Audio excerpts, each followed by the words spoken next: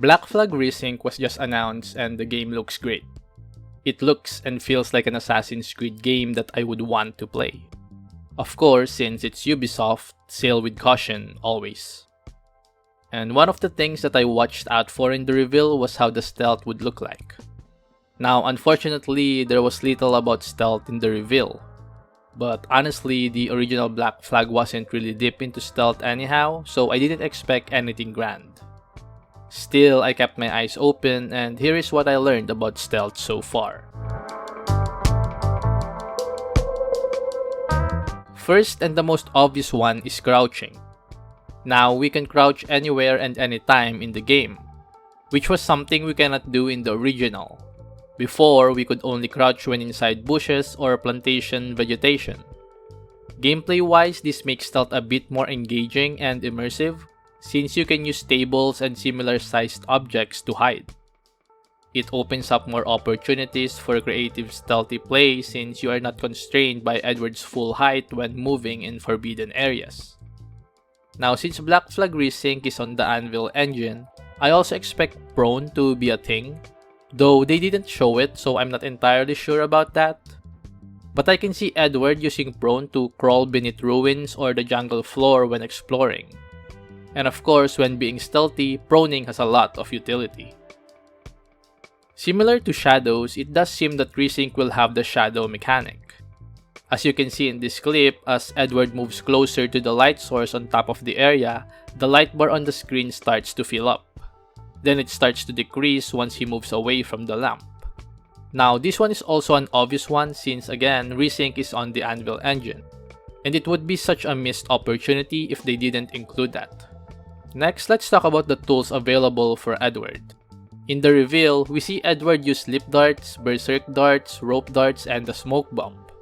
And so this confirms the existence of those stealth tools. For the rope dart, I do hope they allow us to get it earlier in the game and not at like the last chapter. Smoke bomb was shown in a more cinematic view, so I don't know if it will work similarly in Shadows where you can throw it anywhere. Cause in the original Black Flag, I do remember only being able to throw smoke bombs at Edward's feet. Next, while they didn't show them in action, the bells and whistle did make an appearance in the UI.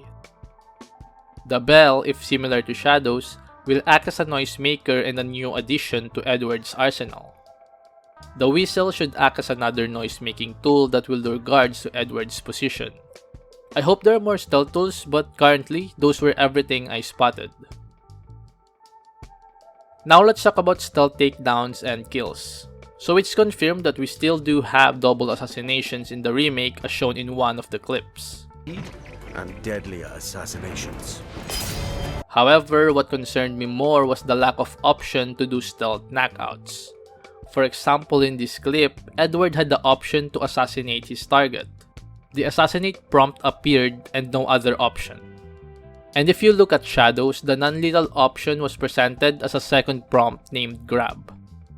And so it is possible that in Resynced, non-lethal takedowns may have been removed. I do hope I'm wrong though, and that this is just a matter of lack of equipment or something. Maybe Edward needs to equip his fist or something for it to appear. I'm hoping. And in line with this, I didn't also see a drag body or carry prompt after he assassinates his target.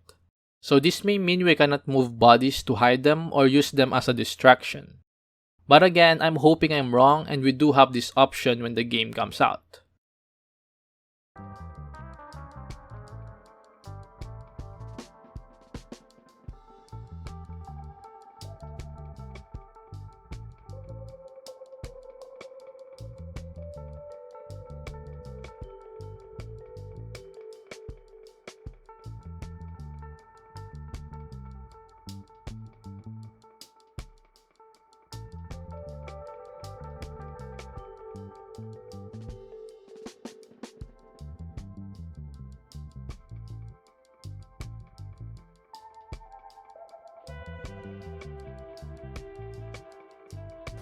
And so that's it.